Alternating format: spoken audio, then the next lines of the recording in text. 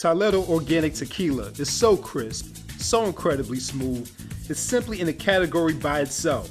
This is luxury. Life tastes better naturally, so should your tequila. This is Toledo. Enjoy responsibly. Hey everybody, welcome to another episode of the DJ the Money Coach Financial Expert Series, brought to you by the Seven Spheres of Money. Thank you for joining us. As you can see on the screen and in the title, we have another powerful interview, powerful woman joining us to round out Women's History Month, this month of March.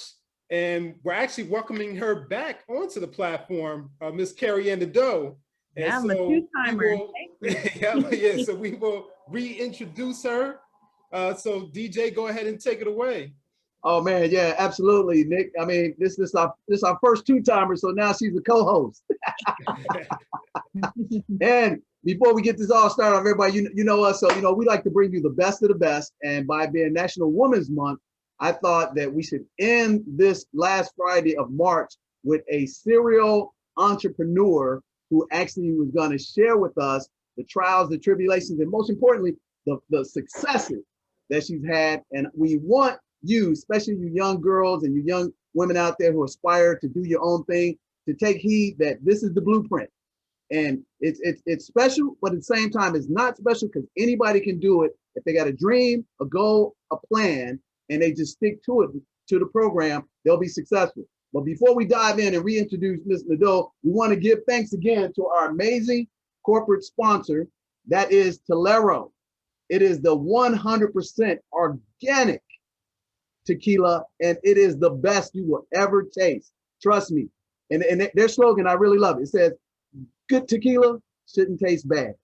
That wraps it up in a nutshell. So we actually sent the bottle to our guest, and she's going to crack open some a little bit later, and she's going to find out that this is the best of the best. This is the Lexus and the Ferrari of tequilas. And again, thank you to Tolero. So now I want to introduce our new second time amazing person and tell you a little bit about her. If you didn't see the first interview with her and her co-partner, she has an undergraduate degree from George Washington University. She has a master's degree from the amazing MIT, and she worked at one of my amazing great institutions that I like is the Brookings Institute as a city planner. And she created this amazing technology to actually map out safe driving pathways across the country by procuring this data across these amazing databases she's going to tell us about. But she's been an entrepreneur from the day she probably bounced out of the womb. So happy to have her back because not only is she an amazing entrepreneur, but she has now migrated to my little state of Texas. So Carey Anne Nadeau, how are you doing? And thanks for coming on the show again. Thank you so much for having me. It's my privilege to be the first ever two-timer. I'll take that accolade all day. And I'm definitely going to have a shot of tequila with y'all. I just sent my partner a note, bring me some tequila in 30 minutes. So we'll end the Friday with that because tequila in Texas, there is a nice mix. Happy to be here in Texas. Happy to be on the podcast today. Thank you for hosting me.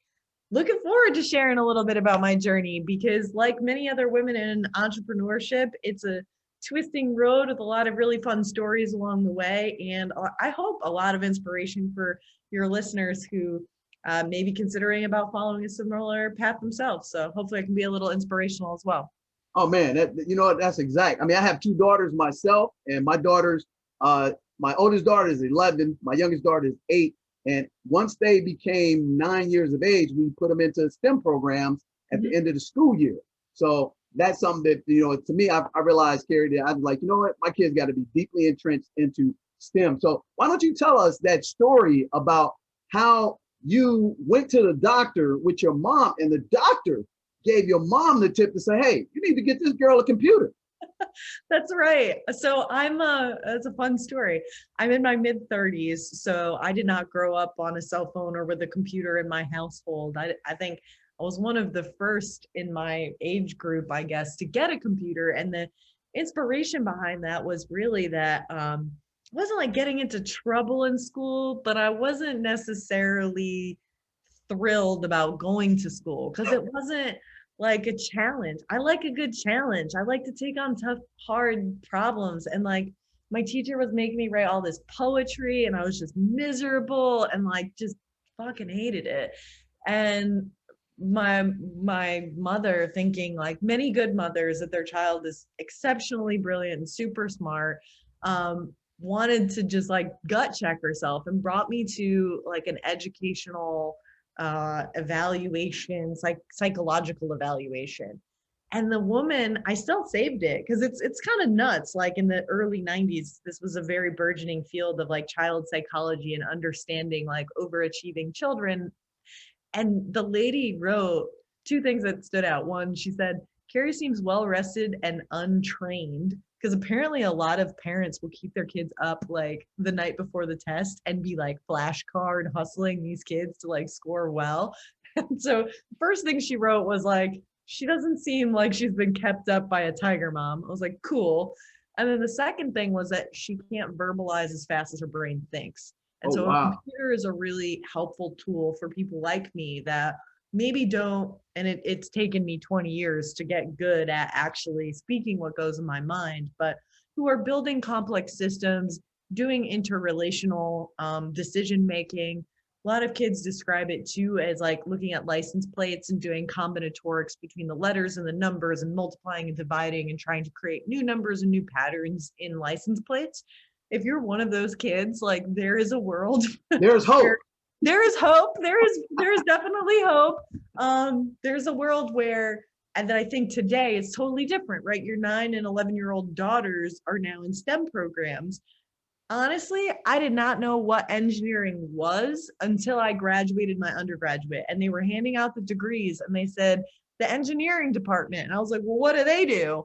Had I known, I probably would have been a civil engineer. I probably would have followed a totally different path. I love civil engineering. I think it's a really fascinating thing. But it wasn't something that was readily available when I was growing up or even discussed. I come from, just to give you a little bit of background on my story, where I come from. We started kind of a middle of the story place, but I come from a lower middle class family that lived in the same place my parents grew up, 15 minutes away from where I grew up, never left the small town in Connecticut. And your mom was a cashier, right? My mom casino, right? Store. Yep, she worked at Stop and Shop. Shout out to Stop and Shop. Oh yeah. Up in New England. She started as a cashier. She moved her way up into the front end service department, and then she became the payroll clerk. So she would count all the cash that was being, transacted in the 90s and 2000s. People still use cash.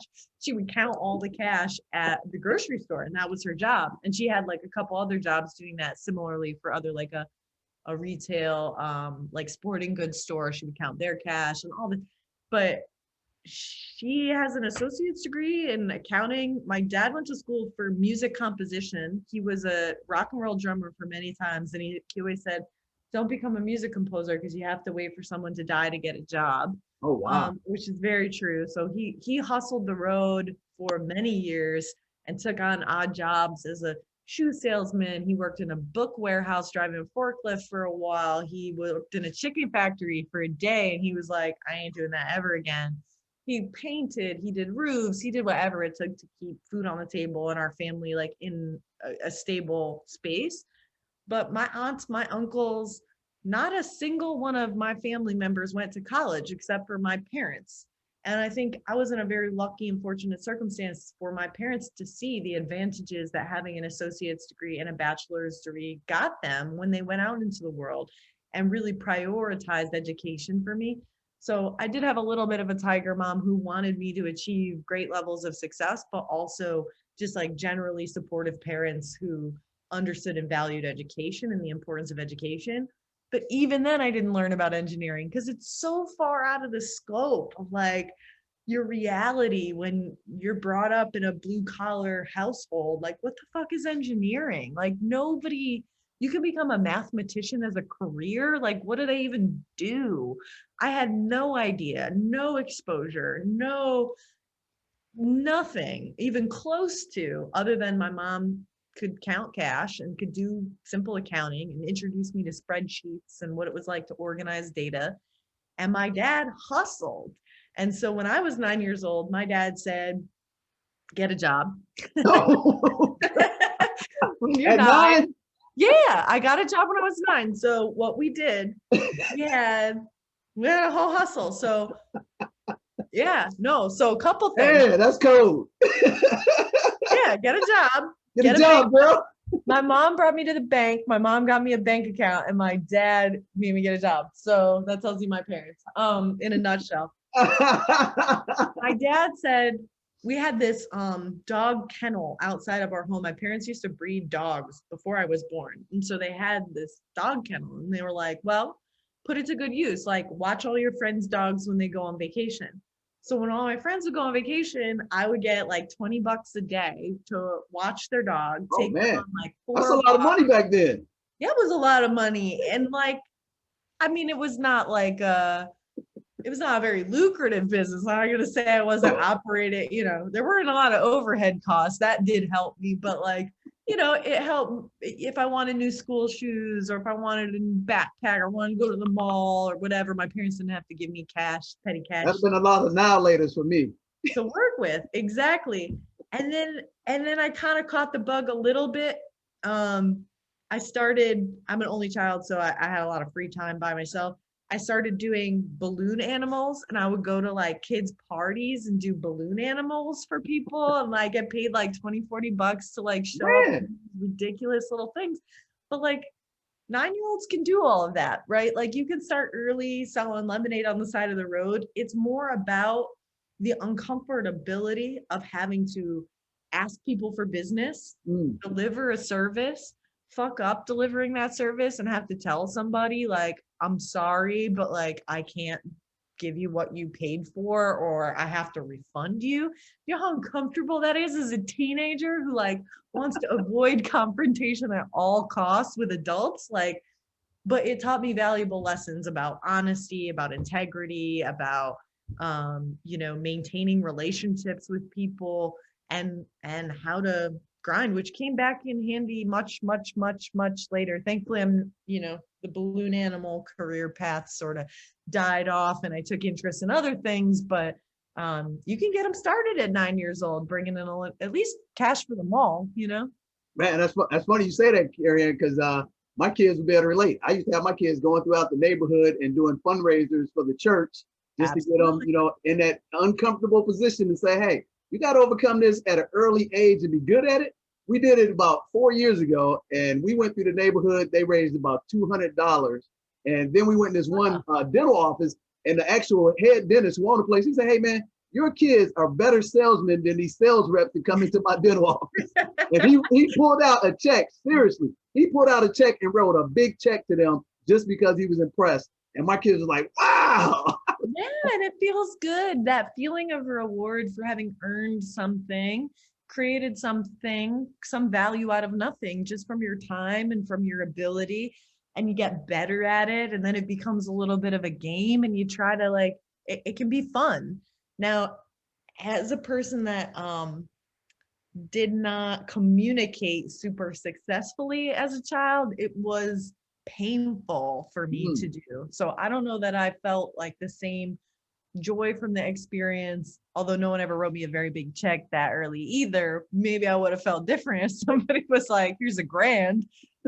But I will say, like, for folks that want to become or think they might become entrepreneurs but are from a more technical perspective, sometimes it is just teaming up with somebody else who has a different skill set than you to combine forces on the sales side and the marketing side and the distribution side. Like, some people are really talented at that. And if you're specialized in technical kind of more technical side, it doesn't mean that you can't become an entrepreneur either. It just means you need to find a good co-founder that infills those sort of missing expertise for you. We'll be right back with the DJTMC Financial Expert Series after this message. Stay tuned. Hi, I'm DJ the Money Coach, and I'm excited because we have a 1-year anniversary coming up on April 20th. That's right, we've been on YouTube, Instagram, and Facebook for 1 year, April 20th. So we want to celebrate you and say congratulations for watching us, for allowing us to help you, and we want to give away $1,000 a day for the next 10 days beginning April 20th on our 1-year anniversary. And we want you to come join us on the Beaches of the World Club and have that P.O.M lifestyle. That's plenty of money and peace of mind. And in the meantime, we also want to thank our sponsors, Tolero. We also want to thank our partners, Erica William at the Classy Climb, and we want to thank our friends over at Urban X, Malcolm and the Black Dot for introducing us to this medium. And so with that said, we want you to come celebrate with us. And on that celebration day, we're going to give away $1,000 of products and services for the next 10 days. And one lucky winner on May 1st will get a grand prize worth $10,000 from DJ the Money Coach and the 7 Spheres of Money team from our partners too. We thank you and we appreciate you, and the best is yet to come. Yeah. So when after you went through that stage and you got into high school, what did you start to do with this great math brain? I mean, you obviously was the female version of A Beautiful Mind. That's one of the great movies that I love watching. So, thank you. I'll take that as a very big compliment. Oh yeah, that's an amazing movie. Because I've done my research. Like I said, I watched a couple of videos where you did your previous startups, and I'm just seeing your art just continue to go up. But people don't know the backstory of what it was building you for that process to get you comfortable to be in those environments that are primarily dominated by white men. I mean, let's be honest about it. So talk to us about Carey Anne in high school. Now that once you figured out that you were really good at this, and then from there, bring us up to present day. Yeah. So Carey Anne in high school, man, she was like 30 pounds lighter. Man, it was a good time. Get these young ladies some hope out here. No, I went to an all-girls Catholic high school, which I'm actually quite appreciative of. Mercy High School, Middletown, Connecticut. What's up? Shout out Lady Tigers out there. Man. But no, I went to a high school that my mom also went to, and my grandmother worked at. And so I was heavily supervised. And did y'all have the checkered skirts? I went to a Catholic high school and Catholic elementary school. But I had teachers who were like, "Oh, we had your mother," and mom stayed back in school because her behavior was an issue. God bless my mom. But I came into high school and all these teachers had a reputation that like I was gonna be just this awful disaster that they were. They had you lined up for the whooping machine, huh? That's what they used to call it at my school. They had a direct line to my grandmother to keep tabs on me. So I wasn't a mischievous kid at all. I was really quiet. I kept to myself. I was very in my head. So they had to definitely recalibrate. Also, my cousins all went to the same high school and they were exceptional athletes. So they also thought I was going to be exceptionally athletic. I was not in any way, shape, or form athletic. But I think going to Catholic school and going to girls' school are two things worthy of talking about when we're talking about women kind of getting into the workforce and preparing women for the being professionally successful. One, any sort of religious education, I feel like is an important, and it's a personal decision for your child and your family, but I, from my experience, felt like it taught me morality. It taught me the importance of the application of caring for another person.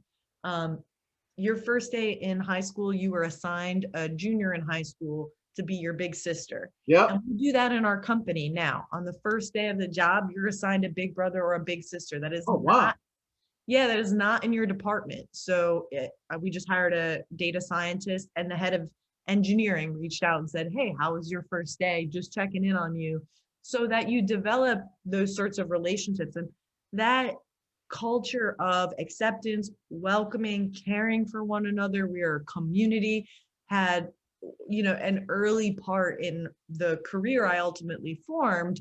Caring about other people and making sure that that's at the center of everything we do is really being thoughtful about the implications on real people's lives. And so, when considering whether a daughter might exceed in a Catholic education environment or a religious education environment, I think that's one thing that I've always felt like gave me a leg up on others. The other is that it kind of gave me a setback, if I was to be critical of it as well, was that when I did go into the workforce, I had no idea about the patriarchy.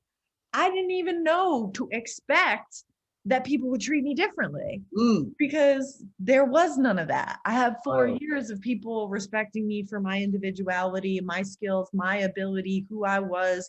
I'm a little funny. People thought I was funny. I went into the workforce and they were like, get in line. And it was like, Mm. whoa, it was a huge, So that huge, wasn't gonna work in corporate America for you. huge culture shock. Huge culture shock. I'm like, why didn't anybody tell me this? And so it also happened to coincide with the Me Too movement. So you're starting to hear the origination of the Me Too movement was a lot of conversation about women sharing, in many cases, professional situations where they were victims of sexual assault. At worst, were just like innuendo and comments and being in that environment for the first time and told by your boss that you're a tall drink of water is like, whoa. But I Wow. also felt like, oh, this is just happening. Like, this is not just my circumstance in isolation. This is a bigger issue across the board for women that came before me and women that will come after me, that like the way we're treated in the workforce is different. It's not the same.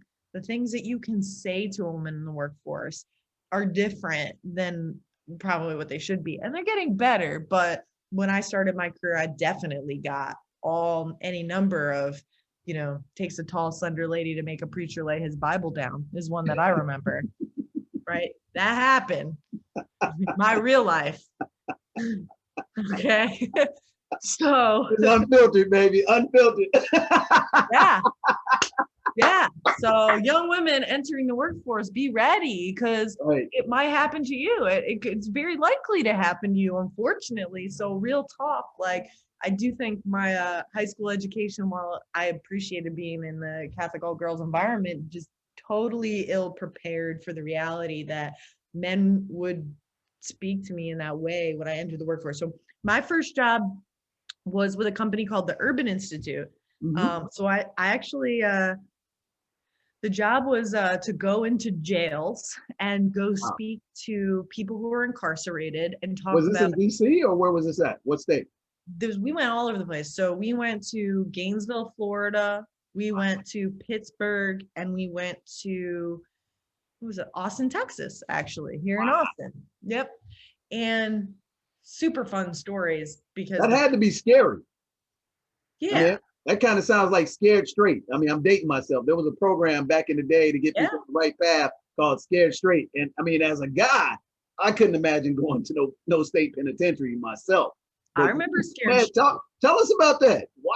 Yeah. So my first job, showed up on the first day with a skirt. That was a big mistake. Oh, FYI. oh my goodness. But no, my first job was going into jails and talking to people who are incarcerated about how they would go back home, right? It's not prison, it's jail. So this is people that are incarcerated for less than a year or Oh, okay, waiting okay. trial. Like Cook County or something like that. Yeah, usually misdemeanors. These aren't like hard Okay, so not the penitentiary. Okay, all not right, okay. penitentiary. I was about Jail. to say, they put you out. Okay.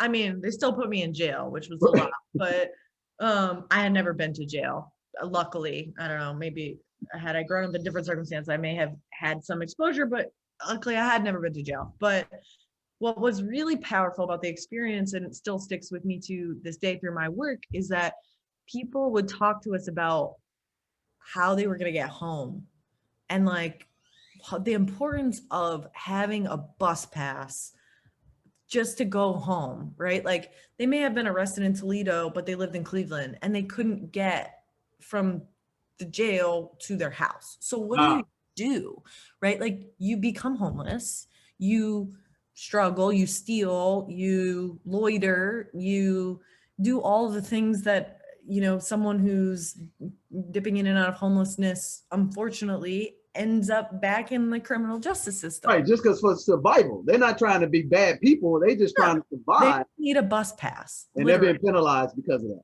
They just need a bus pass. And so it became clear to me that there were sort of things about some people's lives that just made shit much more difficult for them than it ever was for me. And it is for a lot of people. That like circumstance really matters. That like you might get caught up, but getting back on your feet is really hard. And it matters a lot where you are, where you're going to, and what sorts of supports you have from your community, whether you have a place to go home to, a house, a safe environment in which to reside, is a very big predictor of whether you'll end up back in jail through, and I don't want to say it's not through any fault of your own, but that circumstance really does play a very, very important part in what ends up happening to you. And so I thought that was a really important part to share with everyone because it definitely colored the direction of my career. I went on to the Brookings Institution where I was not in jails, thankfully, but I did have the opportunity to be around an ecosystem of people that were brilliant and who asked and answered the right questions.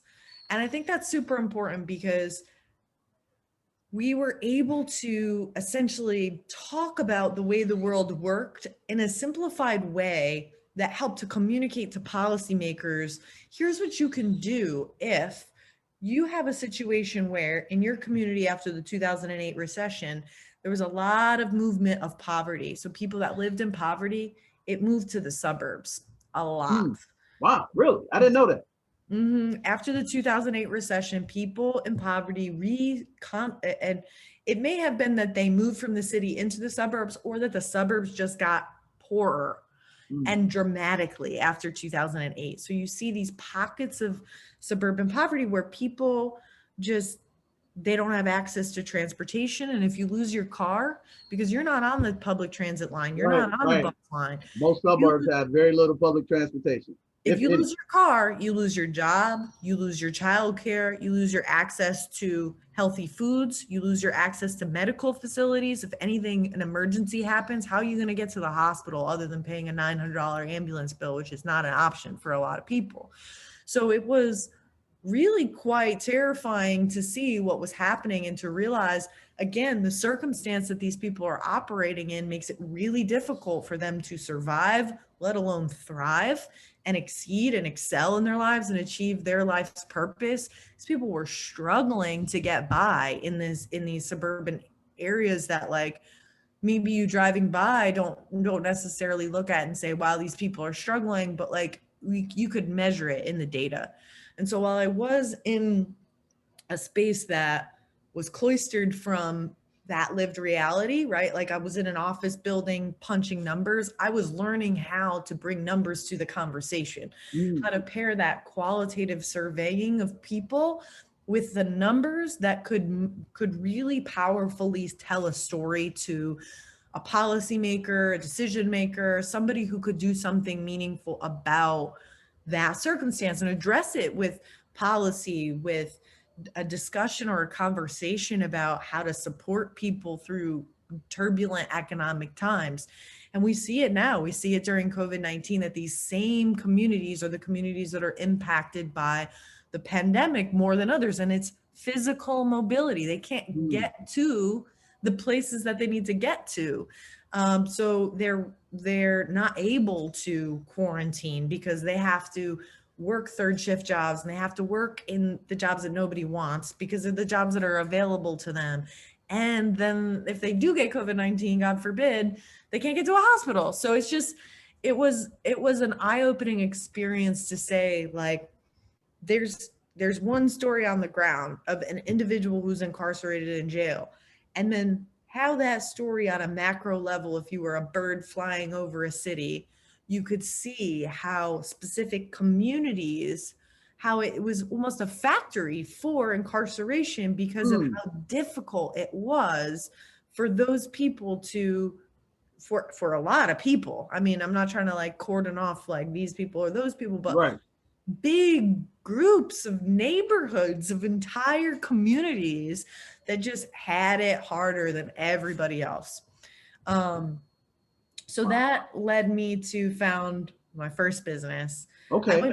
I went back to graduate school. I'm going long here, but just to give you the full man, giving us the context that what created what you're excited about today. I mean, and the funny thing is, I think the relevance here is, if you ever heard of Sean Rochester, he actually is a social data scientist, and he wrote a book called The Black Tax. And he talked about how these same pockets of data will show you that most of these people have a 99% guaranteed failure setup that they can't get out of because of the lack of resources. Because The lack all of of that everything circumstance is against compounds. them. That is not really their fault because of the economics and the structure that they've been dropped into. And unfortunately, they were born in the wrong place at the wrong time. Yeah. So I And get it it. compounds. It compounds too. Right. Because it's like if one thing goes wrong, it then everything kind of collapses. And if you don't have a lot of family or the privilege of having savings, you're fucked. Like Yep. it's hard to survive, like I said, let alone thrive. We'll be right back with the DJTMC Financial Expert Series after this message. Stay tuned. Congratulations to DJ the Money Coach on an outstanding year of excellence. With you and your team of experts, you've helped so many within the community and across the globe obtain their dreams of becoming financially independent. My name is Dr. Hollowell, and I will be joining the DJ the Money Coach team for Medical Mondays at 8:00 p.m. And as a gift to you, because of your support, I will be giving out a complimentary consultation. So please join us at 8:00 p.m. live show call-in, and we will be happy to address all of your medical concerns. So we'll see you then. And again, to DJ the Money Coach, congratulations. I appreciate you drawing the analogy to Beautiful Mind, and I think a lot about like Good Will Hunting and other. Oh yeah, another one of my favorite movies. Great movie, and I think a lot about other founders that went out and set out to form their own business. And I read a lot of founder books, like reading The Everything Store, which is Jeff Bezos's book. We just read the founder or the Disney guy, whatever his name is. It was an awful book. I hated it. Disney. Yeah, not Walt Disney. No, the recent CEO who just left, and I'm blanking. Emery. Yeah. Yep. But anyways, point being that like, at least in my field of data and AI, it's all bros. Like it's all men. And I try to figure out like who's your founder inspiration? Who's the person that like you would look to as an example? The closest thing I can come to is Peter Thiel, who's like an absolute racist. 0 to 1. Right. So it's like, how do we as women actually think about our role in bringing something very new to the table, thinking through how things have been done before by predominantly white men, but men, to establish industries that now we get to come in. We got the door cracked open for us. We're inside the castle. We're looking around and saying, I would do this a lot differently. Mm-hmm. And so I think for a lot of women that maybe, as the story evolves, as I was telling it, like I was going into graduate school, kind of developing my expertise, my skill set in statistics, and asking really important questions. When I got out of graduate school at MIT, the truth be told, I founded my first business because I couldn't find a job. Oh, right? yeah. Tell that story about that interview you went to. I went to a lot of interviews. I'm telling that what I saw in the interview with Otto DeVille, and what did the lady ask you? I was awful because I was so ambitious and I knew I was right. I knew that there was something like a big problem that needed to be solved. Like, and I would go into these interviews with like, some local government. I was trying to work for their economic development department, like just trying to find a spot for me. And I went into this one interview and I was essentially pitching what became my business to the person, being like, don't you think you should do this research? And they were like, can you be managed? Like, and I sat there for a second. I was like, what a weird question to ask, one, but two, like, no, why would you manage me? Why would you manage me? I'm coming to you with $1 million idea, right? And you're asking me if I can be managed. I called my mom after that. She was like, what are you going to do? Like, these people are never going to hire you. Like, you're looking in the wrong places. And I had a good friend, Christian, in graduate school who had been a multi-time founder. This is another example of like somebody saying, hey, you can start your own business, just the same way as I learned about engineering when I was graduating my undergrad. It's like, oh, hey, this thing exists. It's a lot about exposure. It's a lot about saying like, here's the way, like you still have to go figure it out. But what he gave me was, he was a multi-time founder, and he said, is anybody as capable of identifying the problem as you are? Does anybody have the skill set to solve the problem that you think is a very big problem? And is anybody currently doing it? And if you can answer all of those questions, that you are the most skilled, nobody else is paying attention to this, and it is a very big problem that you're particularly equipped to handle, then entrepreneurship is actually a really great way to manifest what really drives that passion inside of you. And for me, it was something specific, but it could be anything. It could just be, hey, like, I think dog grooming in my neighborhood is not available. I would like to, I know how to dog groom. I know how to build a business portfolio of people. I know some people, and I think I can do this. That's literally all it takes. And then you have to go through all of the, like, oh my God, awfulness of dealing with state and local governments and setting up a business. But like the creative inspiration, that pathway, I don't think a lot of folks ever get the advice that if they can do it, and they're the ones that can do it well, that they should try becoming an entrepreneur. And they look for jobs that maybe they can manifest that passion in that job, but never really feel that depth of commitment, of passion, of execution, because they should be stepping out and doing it on their own. But no one's ever said like, hey, you're in a good position to do this. You should do this. So I'm very grateful for Christian for showing me the way, honestly. And then it's been 10 years of building that road, right? Carey Anne, jump out to me about what you just said. Number one, I go back to when you said at 9 years old, your dad said, get a job. And you start going through the process of learning entrepreneurship, but you really didn't know what you were learning. And then you sped forward, and it was like, hey, you know what? I'm able to do something that other people can't do. And then you saw environments that you were working in, and you were like, wait a minute, there's a solution to make a better way for people to give them back their humanity. And that spawned. That's right. Open Data Nation. Yeah, Open Data Nation. Worst name ever. Don't ever let a statistician name your business is the first lesson of entrepreneurship. Marketing guys, we need you, gals. We were talking about getting tattoos of our new brand and logo of the newest business that I just launched. And I was like, thank God I did not get a tattoo of Open Data Nation somewhere on my body. How embarrassing would that have been? Well, talk to us about Open Data Nation, because I pulled up some old archives, found you on stage pitching your business back in 2018. Oh God, you got to throw me back that link. Yeah, I'll send it to you. It was amazing. And you guys, you were like, it was a short, concise. I think you won the event, and you actually were raising around the money. And I was like, wow, this is impressive. Yeah. Funny story. I'll tell a little bit later about, I never won those things. I would do them all the time because I was trying to get exposure or whatever, but I would never win. And the one that I did win, I won 10 grand in a big Happy Gilmore check. And I also met my co-founder at the same event. So it was like the most lucrative thing I ever did. Wow. that was in Aruba? Yeah, I was in Aruba too. Oh, my goodness. 10 grand in Aruba and your dream. Oh man, you were excited.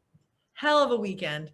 But when I launched my first business, which was Open Data Nation, what I did was, okay, if these governments aren't going to do it themselves because they're not going to hire me because I'm not manageable, I'm going to sell them this product. So I launched a B2G business to government business, which I would not highly recommend in general. There are a lot of things the government needs, but they don't tend to be a motivated buyer. And there is a lot of politics involved in who gets government contracts that make even the best ideas, even the most efficient, effective businesses, just they're not first in line for the things that like you'd think government would buy. So it was a government business. What we were trying to do was take a lot of the data that government produces, you'd be surprised what the government knows about you, but anytime you open a permit to fix your house, you sign your name to a piece of paper that says, my name is Carey Anne, I'm renovating my bathroom, I would like a permit to do structural changes to my house. Government keeps track of that. So they have a repository of everybody who's got a brand new bathroom. They also have repositories of every restaurant that's ever been inspected, whether they passed or whether they failed. They have data on car crashes, which we'll talk probably a lot more about, which is one that we really, really dove in on, which is where car crashes that police department responds to, where they happen. But if you go and just Google open data in your city, you'll be able to see a variety and a wealth of information. One of the fun data sets I like to explore every now and again is public salaries. Every public official's salary is typically published online. Oh, I So like that to goes see to that. police officers, that goes to the governor, that goes to the head basketball coach of the state university. All Wow. of that information is listed and available online. So So all I got to do is Google public salaries. yeah, public Hey, or open make sure data. you write that salary. down because I need to know what these cats are making on my tax dollar. Absolutely. And that's exactly why it's published, which is transparency, accountability. But to be honest, very few people ever look at these data sets, right? One of the most popular data sets that it drives me nuts to no end is the location of rat sightings. If you call 311 and you say we have like a rat problem, they log that and they note it. But I'm like, bruh, rats move. Like you called 3 days ago, like the rat ain't there anymore. Why are we keeping track of this shit? I don't know, but there's a lot of garbage and there's a lot of interesting stuff. So what we aim to do was say, okay, you're spending a whole ton of money producing this data, storing this data, keeping this data updated. You got people in every department and every agency around this entire government ecosystem collecting this data. What are you going to do with it? And at the time, like a lot of them were just creating dashboards that showcase like, here's how much data we have. Here's the last time it was updated. And instead, I said, okay, we are collecting this data because it's typically a complaint or a problem that happens. Mm-hmm. A restaurant fails their health inspection or a car crashes. What if we could build models, predictive models that anticipate these things happening? Because there's so much data that we can actually predict these events, these occurrences, rather than waiting for them to happen and then putting fires out all the time. So can we build predictive models that anticipate when and where a car crash is going to happen? Turns out you can. Turns out those models are exceptionally predictive, but it also turns out that government is not interested in buying them whatsoever because it makes them liable. So if they know they have a problem, then they're obligated to fix it because the next fatal car crash that happens, you better believe that a litigious lawyer is going to look at you got the ambulance chaser coming after you. You knew. Yeah, exactly. And so what seemed like a brilliant idea to keep people safe on the road or to keep people safe in restaurants eating horrible food and getting E. coli, turns out that the government didn't have public health and safety and their public interest in mind in making a decision around what sort of tool they would buy. But I spent about a year. But didn't they buy something from you? Didn't a couple of them buy? Yeah. So I spent about a year going city to state. I toured the country from Anchorage, Alaska, Miami, Florida. I was everywhere, talking to departments of transportation, talking to police departments, fire and emergency response, hustling to figure out how to make this work because it's really important work. And ultimately we did find a couple cities, a few cities that wanted to do a full implementation. So Montgomery County, Maryland, city of Chicago. My hometown bought the package? City of Chicago, you better believe it. Man. Yeah, they're quite smart over there. They're smart. A lot of crooked politicians in Chicago, though. They got a little bit of that too, but they also invest in predictive models, which is pretty cool. Okay. Like the majority of cities and states, not ready for that, right? Like not ready for a variety of reasons. And if they were ready, then there was still that litigious issue at the end of the tunnel that like prevented folks from really going down it. And so you get to a point where you say, is this business growing as fast as it should? And is it achieving its purpose? Because for me, the purpose was to see actual change, to get ahead of the problems rather than letting them happen and responding. And if I couldn't sell it to the government to do their job, then I wasn't achieving that goal. And so, that inspiration, that fire, that grit to see, to manifest what you believe you can motivates you to pivot.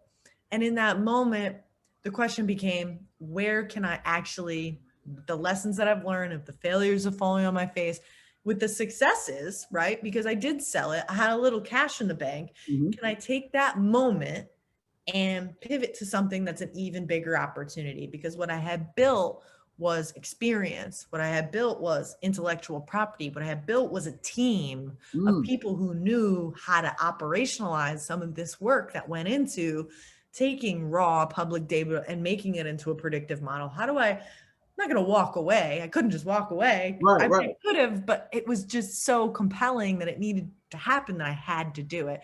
And so question became, who will buy it, right? So the next move for the business was to start selling to insurance, which in the insurance industry, obviously we care a lot about car crashes because they're the people at the end of the value chain who end up paying out claims when things go wrong. So I said, all right, if government isn't motivated to fix the problem, maybe the people whose financial interests are at stake here would be interested in fixing the problem. Okay. And so did you go to the reinsurance companies or to the front end insurance company? Everywhere. Okay. I am a phone hustler. I will schedule 8 meetings a day. I mean, I was late to this meeting because I was hustling the phone.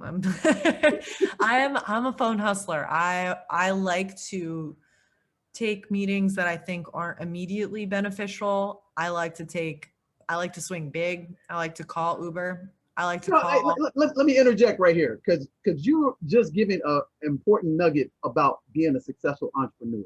Mm-hmm. And I think this is something that with the digital world we live in now is overlooked, that you've got to go out there and still meet people and do meetings. You have to convince them to talk to you too. Right. Like that's an art, right? How do you get someone on the phone from LinkedIn? It's not that easy, right? Like I get probably 50 inbound notices a day that are like, hey, and it's clear they're trying to sell me something, right? Like they're trying to sell me their leadership coaching, or they're trying to sell me their CRM or whatever it is, right? And they're a dime a dozen. How do you stand out to get that person on the phone that you need to get on the phone in order to sell your product? How do you not get discouraged too? Yeah, a lot of people are going to say no. I think what was worse for me, and maybe for other entrepreneurs, I don't know, is when you're right and they know you're right and they still can't buy it, or they still won't buy it. So you can find a product market without fit, right? Like you can have a product, you can have a market, but unless they're willing to give you cash for it, you're just having a lot of conversations, which is where I found myself in insurance after 2-3 years of really hustling the phones and meeting pretty much every stakeholder, every player I could get in front of, from innovation departments in major insurance companies to heads of major reinsurance organizations.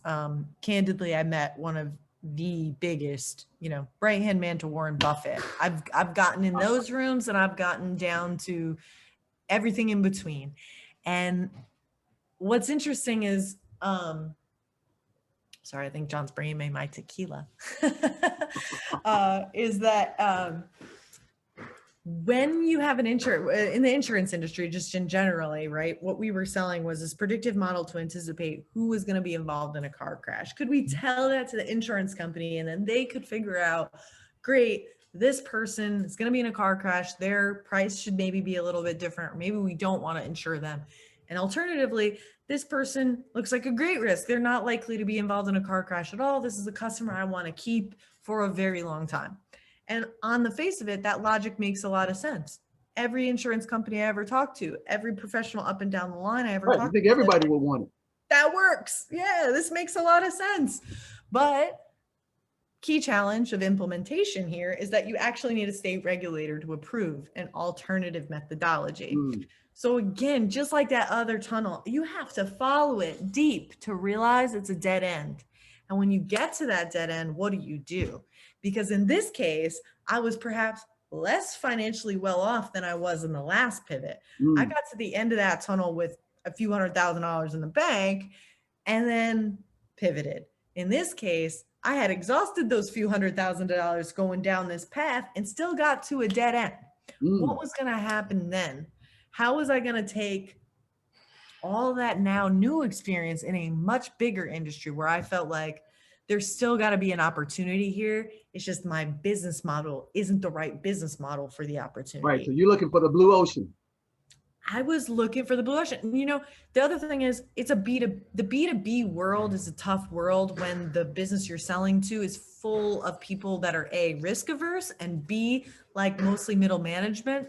Like 90% of the organization is middle management. Perfectionism seeps in.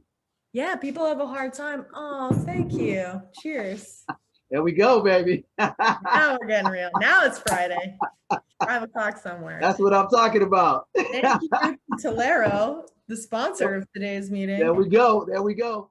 We'll be right back with the DJTMC Financial Expert Series after this message. Stay tuned.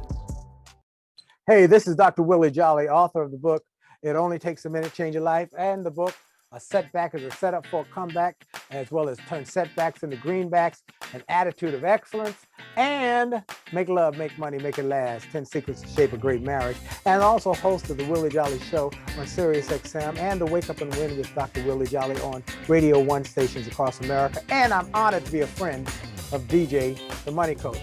And I want to celebrate and let you and everybody else know how much we appreciate DJ for the good work he's been doing for the last year to get his message to more people. We are celebrating his anniversary, and we want to celebrate you for sharing it with your friends and family members. Continue to do that, because DJ, the Money Coach, is helping people really, really win in the money game, and he wants to help more. And he is doing it because you're sharing it with friends and family. This is Dr. Willie Jolly. Congratulations, DJ, and many, many more. God bless. What's the name of the company after you pivot? What's the new name of the new company? We renamed the company Ometry, which my mom still can't pronounce. So again, second Ometry. Okay. Ometry. I would think about geometry. Ometry. Exactly. Thank you. That's what you were supposed to think, but even my mom is like, Ometry, Onetry, autometry, like it's a problem. Again, so what's the significance of statistician name your business, and again, don't let a statistician name your business and get it tattooed to your body, because that would have been a bigger mistake. Cheers. So Ometry tried to sell into insurance, found a dead end, realized it was the wrong business model, just straight up. Wasn't going to work. No one was ever going to buy it. And that was a big, big, big, big bummer, because now I had experience. I had no cash in the bank. So the burn rate just right through. And now I have a full staff of people who are looking at you like I have kids. Like, you know, what are you going to do to make sure that payroll gets met this week, right? How are we going to make it? So when faced with tough decisions, you make it work. Like, you just figure it out, and it's just persistence. Because in this case, it was a matter of pivoting into a different business model. It was taking the same exact technology and wrapping it differently, putting it in a different house. And when we did that, I can't tell you, any other entrepreneurs out there who are listening, like, if things feel hard and tough and everybody's working against you and nothing is going your way, you might just have the wrong business model. It might just be a pivot to a business model, because when you do find it, it feels like you're on the greatest wave you've ever ridden. It feels like you have energy underneath you pushing you forward. Because once we figured out that we could actually, and this is another lesson, just sell directly to consumers, right? Consumers don't have these issues of, hey, I'm a government and I'm worried about getting sued. Hey, I'm an insurance carrier and I need to go get this regulated thing. Consumers say, I want to be priced fairly. I want my car insurance to match the risk of me being involved in a crash. I don't want you to ask what my credit score is. I want you to tell me that I'm a safe driver and I deserve a better rate because I'm a safe driver. And consumers ended up being the ideal business model. This direct to consumer model is the ideal business model for this, because all that bullshit was just bullshit. It was people saying no to say no, not because it was wrong, not because the product isn't powerful and meaningful to people's lives, but because they couldn't do it. Their hands were tied. So Carey Anne, what was the epiphany in the seminal moment that you realized we got this? We after all these failures, because you were pioneering and you didn't want to become a martyr. What was that moment that, like in the movie, you know, when the hero has gone through all the crap, but all of a sudden they realize I figured out how to break down the kryptonite. What? Because you never forget that. What was that moment? Share that with us. Yeah, absolutely. And that had to be amazing. Yeah, the first thing that comes to mind is when I asked my co-founder to join me, and he said yes, and I was like, oh, we're good, because we're filthy at it. If I'm good at building a B2B brand, I'm good at building a B2G brand, which is like technology, the data. You don't need to resonate with the consumer. You don't need to have a brand that like has any charisma or any sort of anything interesting about it when you're selling to government and you're selling to insurance, right? Like it's pretty boring, pretty cut and dry, and my co-founder is the most brilliant brand building machine. I mean, it's hard to describe John Henry's abilities other than like, I mean, he's a savant. Yeah, he's a savant. He's just a savant. And when I saw what needed to happen, you see, as a founder, you see the writing on the wall before you can manifest it in reality. You know what the right move is. You know how to get there. You ask somebody who has the skill and ability to join forces with you, and then you just feel unstoppable. Because if you don't have all of it all in one package, and that's why you have to have a co-founder. That's why a lot of VCs say you need two people at the helm. You can't just have a singular co-founder. It's hard to encapsulate all of the skill and the ability required to both build a brand, build a marketing team, build an engineering team, build a data team, build an insurance operations team. One person can't do that work. And so when you find somebody who says, I'm good at the parts you're exactly not good at, we're like yin and yang, right? Like you infill each other's missing bits. And when you find a person like that who you know is as nasty at what they do as what you do, and you realize you're like it's like Marvel Comics, right? When multiple superheroes come together to join forces, you're like, there's no way. There's no way. So I got a quick question, because when you found him, he had just achieved something major. Another major. So how did you lure him when he was just at the apex of closing, like $40 million deal from the company he helped found? Because at that point, I'm still doing my thing. So, how did you get that carrot that made him leave the carrot he already got? I mean, so John Henry had just recently stepped down from being a VC at P.O.M Capital, which is on a mission to change the face of entrepreneurship, fund people of color, fund women founders. They're raising all kinds of money to be able to continue on that mission. But he stepped away because the culture of entrepreneurship is just so alluring. Like when you have been a founder, it is hard to do anything else. Right. Right. And the firm's kind of culture is a little bit more institutional, a little more HBS, private equity, kind of wealth management, financial services. Put you back in the box. Yeah. How do we manage you now? Entrepreneurs are rule breakers. Entrepreneurs just want to hack the system. They want to see the problem and fix it. They feel capable of doing that. They're not hamstrung by that, like, anybody's outside opinion of them or their opinion of themselves. They just we don't give a damn. They just do it. And so I knew he was coming off of that. And I was just like, there's a reason why you left, right? There's a reason why you left P.O.M Capital. What would be an opportunity that would be more satisfying to you for your life? What would that be? And that's the only way. It's not a lure. I can't lure somebody to decide how they're going to spend their life and what is going to manifest their greatest selves. But when you can see, hey, this is an opportunity where you can bring your best self to the table and manifest it into $1 billion brand. That was pretty alluring, I would say. Yes. Indeed.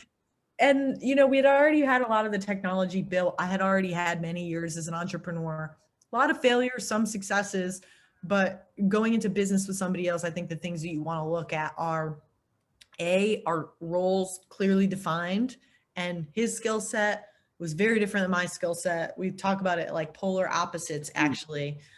We have a lot of team that sort of sits in between us that helps bridge what he does really well to what I do well, because we're just so good at different extremes that we not barely, but oftentimes don't even overlap in our work. So roles were clearly defined. It could be clear that there would be an unencumbered lane for him to manifest his vision. And then also this sort of, you begin to buy into the mission, the philosophy in what we're doing. The movement.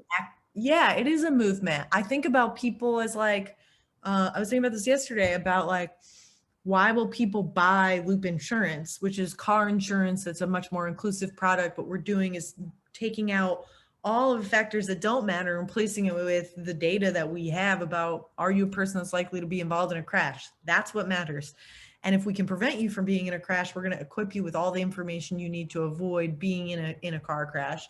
But we're going to take out credit score. We're going to take out income, education. It doesn't matter if you have a blue collar job. If you're a safe driver, that's all I really care about. And if you're not likely to be involved in a crash, come on over to Loop, right? Loopinsure.co, sign up for the wait list.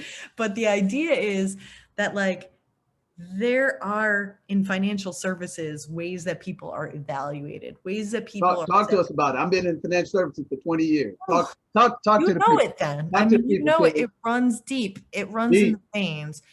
We're only a couple generations, not even a couple, single generation away from financial services being only white men. My mother graduated high school in 1974, and that year it became law that she could open a bank account in her own name. So that tells you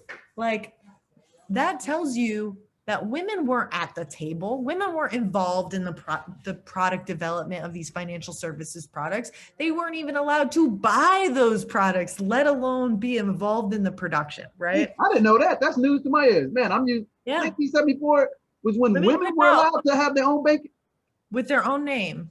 Yeah, build their own assets and their own wealth, not in their partner's name or their parents' name. Wow. You can't believe that. We're not multiple generations away. We're one generation right from that. And like, that's my experience.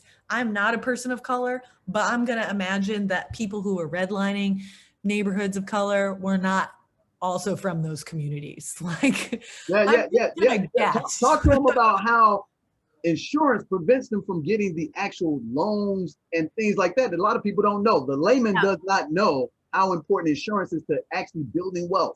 Not from getting an insurance policy that you cash in, but just the fact that you can get insured can actually prevent you from getting access to assets, homes, cars, and stuff. Talked about, because this is the movement that you guys decided, and tell us, how did you come up with that amazing name, Loop? Yeah, absolutely. So you're absolutely right that insurance is actually a vehicle for economic empowerment, right? If you can get small business insurance, you can open up your own job, your own business. You need workers' compensation insurance. If you want to hustle and be an Uber driver or Grubhub driver or whatever it may be, pick up a side gig and you need a car to get to and from that, you need car insurance. If you own a home or have any assets like your laptop that you think are important to the continued production of your wealth, maybe you're a gig worker working on your computer, something goes wrong to your laptop and you can't afford to buy another one, your job's done. So ensuring your products that you need to use to create wealth, to get to jobs, to earn money, is a really important financial and economic empowerment tool as well. A lot of people don't think about insurance as that because it feels like a product I have to have. Some guy sold to me and I got ripped off, but I had to pay it up front, whatever it is. But it's actually meant to be a community fund for us to care for each other. Right. Essence of insurance is, if your house burns down, I, as your neighbor, want you to be able to get back on your feet. So I'm going to give a little bit of money to a pool each month. And if something goes wrong in the pool of people that I'm insured with, we're going to take care of them for you. We're going to make sure that it's not devastating to their life, devastating to their ability to get to work, devastating for their ability to make money. It's necessary. It's a necessary and fundamental element of anything you want to do. And if you peel back, everything's insured. Everything. You can't name a single thing that can't be insured. Like, everything is insured. So we focus on car insurance because I think mobility is a really important thread throughout my career. Something I understand deeply is that if you can't physically move, you can't move economically either. You can't go drop your kid off at reliable childcare to get to school and take a night, do a night job or night school. You can't get to work. You can't get to put groceries in your trunk and go home from the grocery store. You have to only access those groceries that are within walking distance of your home.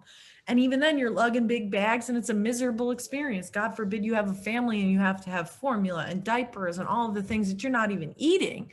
Like, it's having mobility is one of the most important things that you can have if you're trying to get ahead in life. Being able to get on the road is the first step, right? Like, being able to get there. The journey starts by taking to the road, right? Like, every day. Oh man, that reminds me of a song. Say, get here when you can. You can come by caravan. You can come by minivan. We'll be right back with the DJTMC Financial Expert Series after this message. Stay tuned. Hi, this is Kirk Miller. I am the owner-operator of P.O.M P.O.M Houston. Been in business now for about 15 years as a regional developer for P.O.M P.O.M International. Along the way, I've developed some pretty good relationships with professionals. And I'm happy to say and give a shout out this morning to DJ the Money Coach. Met DJ about 3 years ago in a sales and marketing capacity. And of recent, he started his own company to include a host of professionals that are actually complementary to DJ's skills in trying to assist others like myself and the people that I deal with in their startups. So again, today I'm wishing DJ the best of luck to him and his team, and look forward to working with you guys for years to come. Yeah. Who are you guys champion, and why should I go with Luke versus going with the other guy? Talk to him about that, because this is the thing I'm excited about, you guys. Me being 20 years in the automotive and housing insurance business, I see it. To me, you guys are like, Netflix that took down Blockbuster. That's right. You guys are like Amazon that took down all the major grocery stores and book, department stores, because they did not see what you guys see. And with the technology that you created, I think it's a game changer. It's going to be a multi-billion-dollar business, factually, because of my experience. The technology, no doubt, is a game changer. And I lead a lot of the technology development, right? So thinking about the ethical application of AI, how we're not going to replicate the mistakes of the white men from 40 years ago in banking and financial services. So we need to be really mindful of how we bake rules and decisions into our product, because we are in a position of power to make decisions about who wins and who loses. So we need to be both very mindful of those decisions that we're making, mindful of our own authority in making those decisions, like who are we to make those choices, but then also very transparent and accountable to our customers when it comes to why you get the rate that you get when you get auto insurance. If you are driving on your cell phone all the time in very unsafe places, that is a customer that we need to share this information with and make sure that they know that they're putting themselves at risk, and they're being incredibly inconsiderate to the other people in their community who they may not only crash into, but make their auto insurance more expensive because they're crashing all the Carey time. Anne, can I interject right here? That actually happened to me in 2012. A young teenager outside of Dallas at 1 o'clock in the afternoon is texting down the major highway, and me and my partner coming from a meeting, we're hunking, and she just texts away and she T-bones us right into the side of a wall. I hope you're okay. Yeah, I was okay. No, this was in 2010. Oh my God. So, but what you said, if we would have been to identify that, we could have prevented that altogether. Absolutely. But I also think, in the point about the technology is absolutely transformative. I am the next Peter Thiel, Elon Musk. I'm coming up. Like, I'm coming for the throne, right? Like, I'm in the castle and I'm on the way up those steps. But what I think Loop is doing and why I would encourage people to be a part of the Loop sort of movement more broadly is this is our protest. This is our ability to say, we're not going to accept the rules that are written because they're not fair and they don't benefit us. They actually disenfranchise us and limit or inhibit our ability to achieve our greatest self, that physical mobility, that economic mobility. The rules as they are written are not written to support a young person who has a little bit of student loan debt, who's coming out of school, who takes a blue collar job, or it doesn't support a single mom who recently lost her husband. Can you believe that there's a widow tax? If you lose your spouse, your insurance rates go up. What? Yes, for real. If you have low credit, your insurance rates, about 80% of your price is predetermined by the zip code you live in, your credit score, and your income. It's really dastardly what they did. And what you pretty much don't have any other option. If you don't want to subscribe to that old way of thinking that your financial well-being is an indicator of whether you're going to be involved in a car crash, Loop is your option, frankly, right now.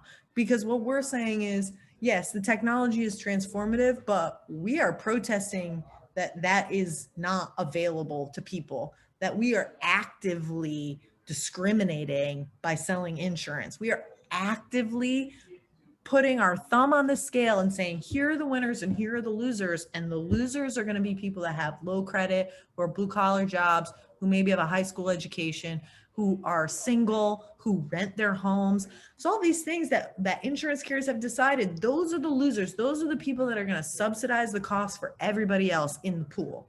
And for us, we think the people who should subsidize the cost for everybody else in the pool are bad drivers. Bad drivers. They're going to cause crashes. Not Right. the people that are come from a circumstance that's already difficult to begin with. We start telling people about this in financial services, you wouldn't believe the stories. How cheap. Go ask somebody who works in insurance what their insurance cost is. Oh. It's I'm appalled at how cheap it is. I'm appalled. If you went to Harvard, you get an extra 15% off. Why? You got a Harvard degree. What do you need 15% off your insurance for? Like, that is gone. I'm also an MIT grad, so I have a certain kind of way about Harvard, but Nose up. yeah, nose up. Like, you don't need 15% off. You will not be getting 15% off if you come to Loop and you're a Harvard graduate for being a Harvard graduate. But if you're a great driver, come on our way.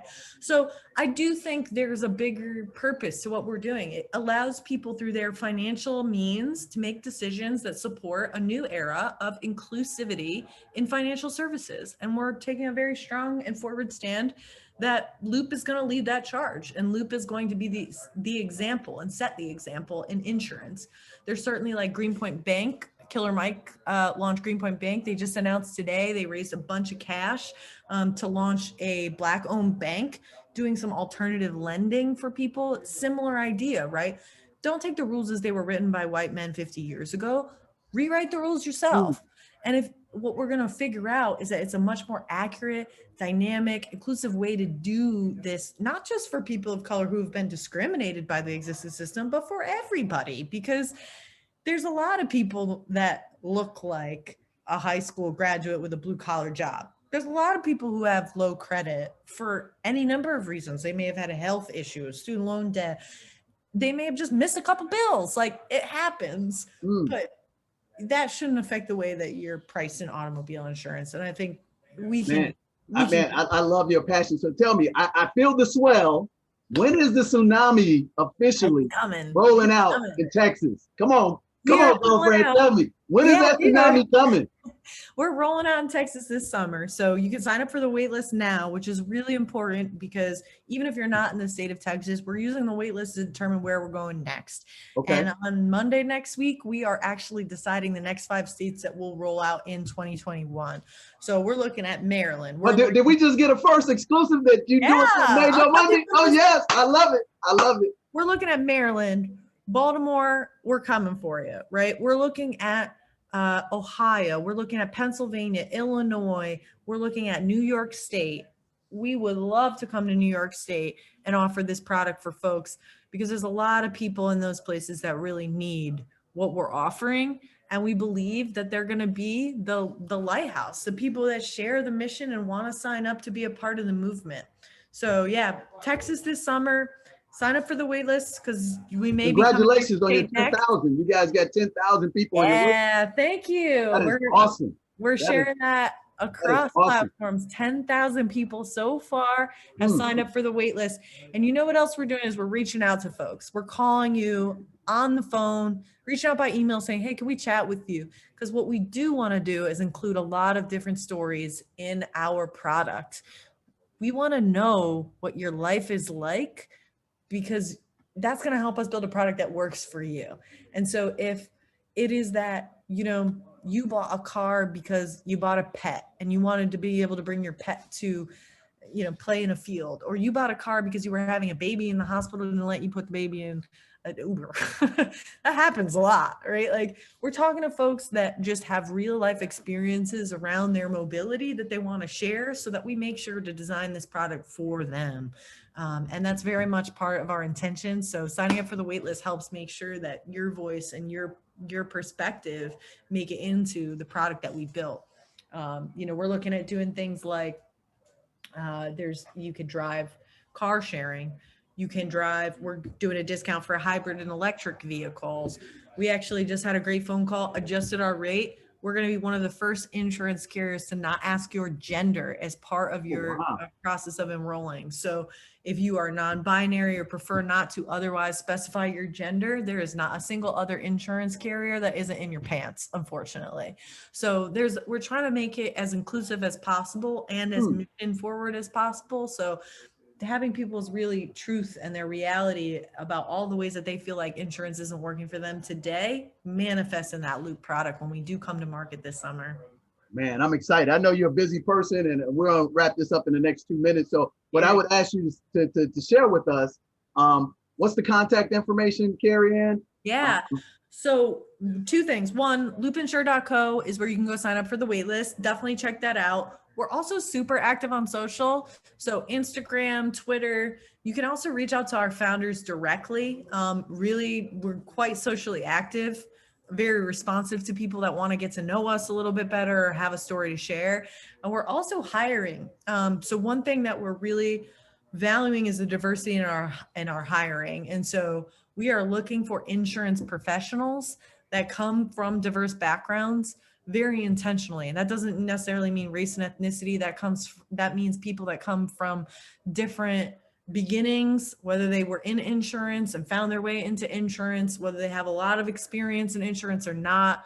We are looking for folks that want to be a part of designing our product, actually putting the rules together, actually figuring out what the discounts are going to be for everybody, line by line by line. So if you know your followers, if there's anybody interested in joining the movement and really being part of the organization, Loop has done a lot of really fantastic things for our employees, including offering equity for every single employee that joins our business full time. So if you are the janitor, if you are the executive assistant, if you are the head of product, if you are the head of insurance, you are invested in the growth of Loop. And I think that's just like a really powerful thing. Not just, we can put our money where our mouth is at, like wealth building, and building wealth in our community is an important thing for us to be doing.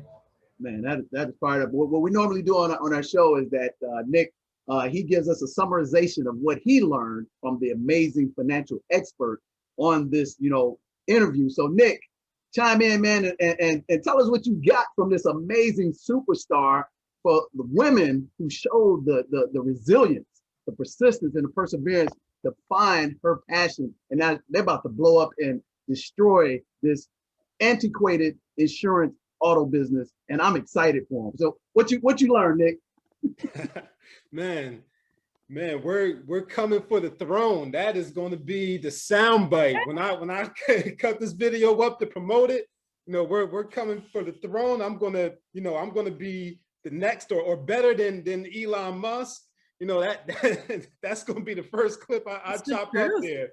Yeah, that's a statement right there, especially coming from a woman too at that, to let them know that this isn't just a boys game. The ladies are getting out there, kicking some ass too. So yeah. So yeah, that would be the first clip I take out. And I mean, just listening to your backstory, from your early life to now, those were the early indications that you were going to reach this point now, in your 30s.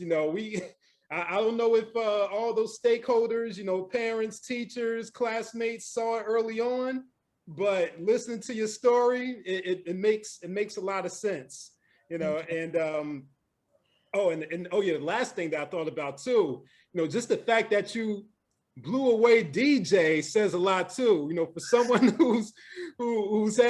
has an extensive background in insurance, and you blew his mind with that widow tax. He was like, "What? I didn't know that."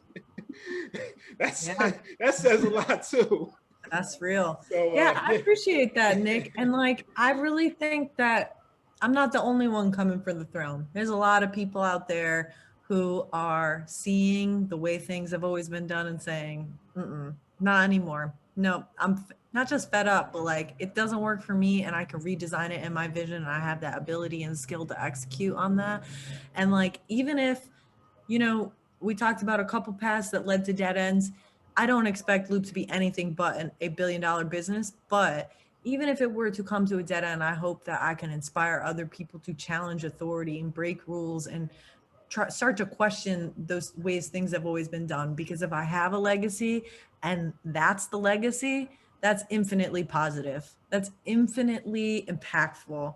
And so I'm grateful for the opportunity to be in the castle, to run up those stairs and try to take a stab at it. But I also left a door open behind me so others can follow. That's awesome right there. Yeah. You know what I'd like to do is give the young, girl that's in 8th, 9th grade or freshman in college that want to be an entrepreneur, give them 2 quick tips, and then tell us what your excitement level is for 2021 and 2022. And then we're going to get out of here and let you get back to your wonderful Friday, Carey. Yeah, absolutely. So 2 tips. One is lean into the technical.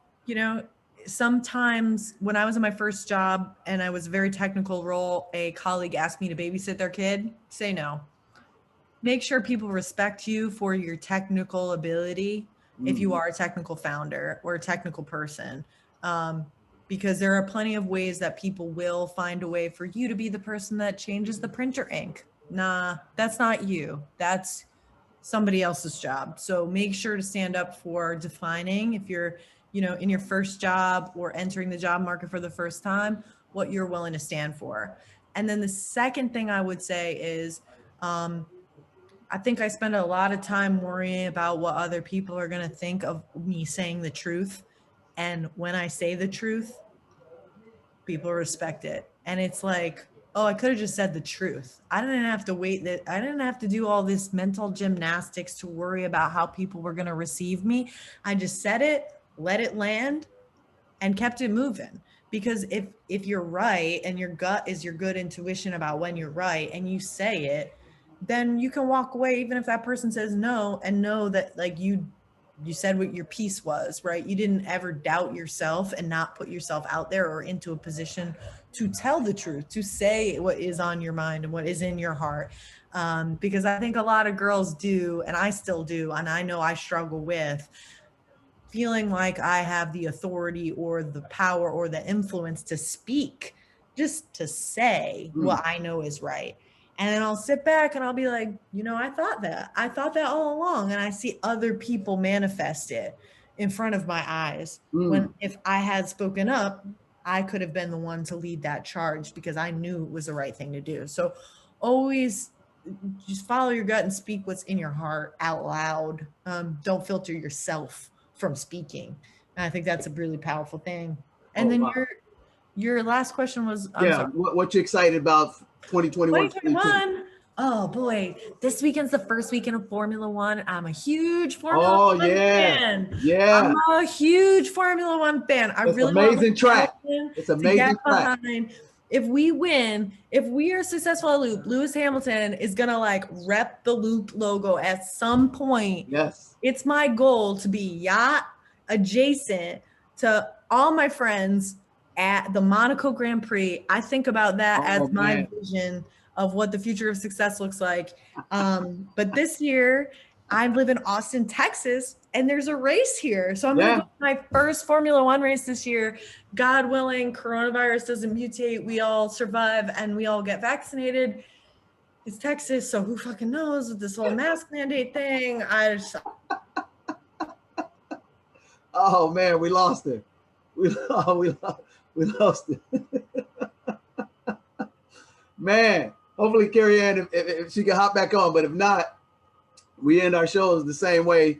We want to wish that for my moderator and our co-host, Nick Westbrooks, for our amazing guest, Carey Anne Nadeau, the co-founder of loopinsurance.co. Man, get on that waiting list right now because this is a disruptive technology. Trust me when I say this, you heard it here first. On March 26th, 2021, loopinsurance.co will be the leader in the auto insurance industry, just like Amazon, just like Facebook, just like Netflix, just like Snapchat, and just like Clubhouse. They're on to something amazing, and their technology and their movement cannot be stopped. It's a tsunami on the horizon coming right now in the beginning of 2021. In 2025, I'm telling you, they're going to be $1 billion company because they're taking away the discrimination across the board for the average man and woman, the average Black person, average Latino, Chinese, serviceman, that blue collar person. I'm excited about them. So, unfortunately, Carey Anne popped out, probably a technology, but hey, we end it the way we always do. We want to wish you a P.O.M lifestyle. That's plenty of money and peace of mind. And we want you to come join us on the beaches of the World Club. And your beach doesn't have to be an ocean. It could be wherever you find your freedom and your peace. I'm DJ the Money Coach. You've been watching the Financial Expert Series with DJ the Money Coach. Like, subscribe, and share, and go out and be the best you can be and let nobody stop you. Thank you. Hi, I'm DJ the Money Coach. Don't touch that dial. You want to become financially independent? You want to have consumer debt freedom? You want to have passive income, learn how to build a business, acquire real estate, and achieve the lifestyle you deserve in 2021? Well, hit that link below right now. We've worked with over 20,000 people in the past 2 decades, helping them become consumer debt free, increase their credit scores by 30 to 60 points in 30 days or less, and help them acquire businesses through real estate, taxes, and a network of experts just like me. So you'll get a complete 3-hour, 18-module course called Family Finance 101 that'll teach you A to Z how to become consumer debt free, credit worthy, and it put you in position to become a certified entrepreneur. We'll also give you a complimentary consultation with me that's a $500 value. Why would you want to do that? Because I have already achieved that, and I can help you achieve your American dream in 2021. Hit the link below, get the free webinar and the complimentary consultation, and I'll see you soon and wish you a P.O.M lifestyle. That's plenty of money and peace of mind. Come join us.